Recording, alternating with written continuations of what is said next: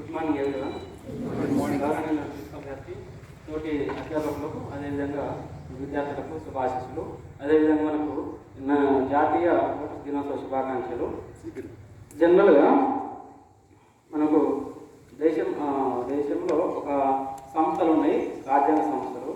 అందులో ఆస్తుల విభజనకు ఆర్థిక సంఘం ఉంటుంది, ఉద్యోగ నియామకానికి యూపీఎస్సీ ఉంటుంది, అట్లనే ఫ్రీ అండ్ ఫెయిర్ అంటే ఎన్నికలు జరపడానికి, స్వేచ్ఛాది ఎన్నికలు జరపడానికి ఎన్నికల సంఘం ఉంటుంది. ఈ ఎన్నికల సంఘము 1950 ఈ జనవరి 5న ఏర్పాటైంది.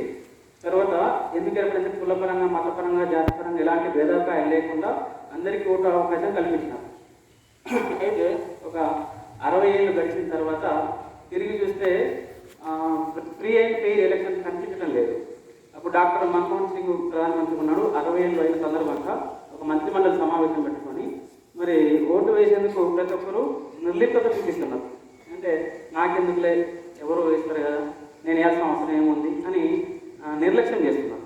దానికి ఒక ఎగ్జాంపుల్ ఏమంటే, ఈ ఎస్పెషలీ టౌన్లో ఉన్నటువంటి వీళ్ళు సాఫ్ట్వేర్ ఇంజనీర్స్, వీళ్ళు మండే ఎన్నికలు ఉంటే Saturday holiday, Sunday holiday, Monday కూడా హాలిడే అనుకుని వీళ్ళందరూ గోవాకి వెళ్ళి మాకు సబ్బులు కావాలి, క్లబ్బులు కావాలి, మాకు ఎన్నికలు మాకెందుకని నడవాలి. ఆ సందర్భంగా మన్మోహన్ సింగ్ ఒక నిర్ణయం తీసుకున్నారు. మరి ఫ్రీ అండ్ ఫెయిర్ ఎన్నికలు జరపాలి కాబట్టి యువతకు అవగాహన లేదు, నిర్లక్ష్యం చేస్తున్నారు కాబట్టి ఈ 2011 సంవత్సరము ఈరోజు ఒక నిర్ణయం తీసుకుంటారు.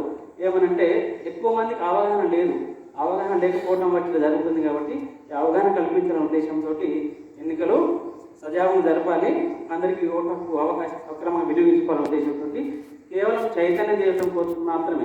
ఎవరికంటే ఎవరికి చైతన్యం ఉండదు, యువకులకు. సో 18 నిండిన తర్వాత వాళ్ళకి ఓటు ఇచ్చి వాళ్ళకి సంపూర్ణంగా చైతన్యం తీసుకురావాలనే ఉద్దేశంతో ఈ ప్రోగ్రాం మొదలుపెట్టినారు.